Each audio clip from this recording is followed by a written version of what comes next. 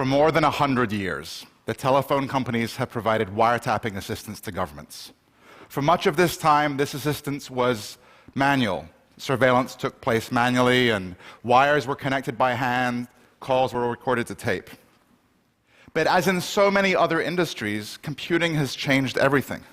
The telephone companies built surveillance features into the very core of their networks. I want that to sink in for a second. Our telephones and the networks that carry our calls were wired for surveillance first and foremost. So what that means is that when you're talking to your spouse, your children, a colleague, or your doctor on the telephone, someone could be listening.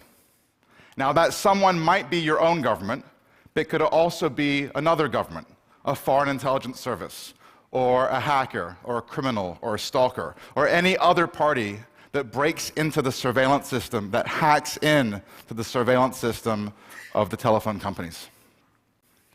But while the telephone companies have built surveillance as a priority, Silicon Valley companies have not. And increasingly, over the last couple of years, Silicon Valley companies have built strong encryption technology into their communications products that makes surveillance extremely difficult. For example, many of you might have an iPhone, and if you use an iPhone to send a text message to other people who have an iPhone, those text messages cannot easily be wiretapped. And in fact, according to Apple, they're not able to even see the text messages themselves. Likewise, if you use FaceTime to make an audio call or a video call with one of your friends or loved ones, that too cannot be easily wiretapped. And it's not just Apple. WhatsApp, which is now owned by Facebook and used by hundreds of millions of people around the world, also has built strong encryption technology into its product, which means that people in the global south can easily communicate without their governments, often authoritarian, wiretapping their text messages. So, after 100 years of being able to listen to any telephone call, anytime, anywhere, you might imagine that government officials are not very happy. And in fact, that's what's happening. Government officials are extremely mad, and they're not mad because these encryption tools are now available. What upsets them the most is that the tech companies have built encryption features into their products and turn them on by default. It's the default piece that matters. In short, the tech companies have democratized encryption. And so, government officials like British Prime Minister David Cameron, they believe that all communications, emails, texts, voice calls, all of these should be available to governments. And encryption is making that difficult. Now look, I'm extremely sympathetic to their point of view. We live in a dangerous time, in a dangerous world, and there really are bad people out there. There are terrorists and other serious national security threats that I suspect we all want the FBI and the NSA to monitor. But those surveillance features come at a cost. The reason for that is that there's no such thing as a terrorist laptop or a drug dealer's cell phone. We all use the same communications devices. What that means is that if the drug dealer's telephone calls or the terrorist telephone calls can be intercepted, then so can the rest of ours too. And I think we really need to ask, should 1 billion people around the world be using devices that are wiretap friendly? So the scenario of hacking of surveillance systems that I've described, this is not imaginary.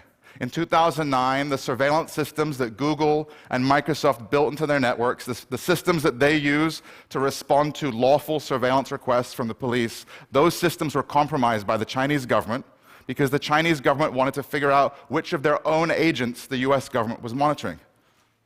By the same token, in 2004, the surveillance system built into the network of Vodafone Greece, Greece's largest telephone company, was compromised by an unknown entity, and that feature, the surveillance feature, was used to wiretap the Greek Prime Minister and members of the Greek cabinet.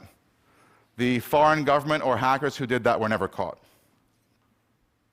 And really, this gets to the very problem with these surveillance features or backdoors.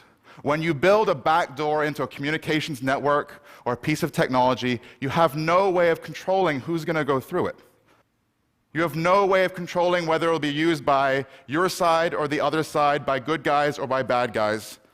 And so for that reason, I think that it's better to build networks to be as secure as possible. Yes, this means that in the future, encryption is going to make wiretapping more difficult. It means that the police are going to have a tougher time catching bad guys. But the alternative would mean to live in a world where anyone's calls or anyone's text messages could be surveilled by criminals, by stalkers, and by foreign intelligence agencies. And I don't want to live in that kind of world. And so right now, you probably have the tools to thwart many kinds of government surveillance already on your phones and already in your pockets. You just might not realize how strong and how secure those tools are, or how weak the other ways you've used to communicate really are. And so my message to you is this: we need to use these tools. We need to secure our telephone calls. We need to secure our text messages. I want you to use these tools. I want you to tell your loved ones. I want you to tell your colleagues. Use these encrypted communications tools. Don't just use them because they're cheap and easy, but use them because they're secure. Thank you.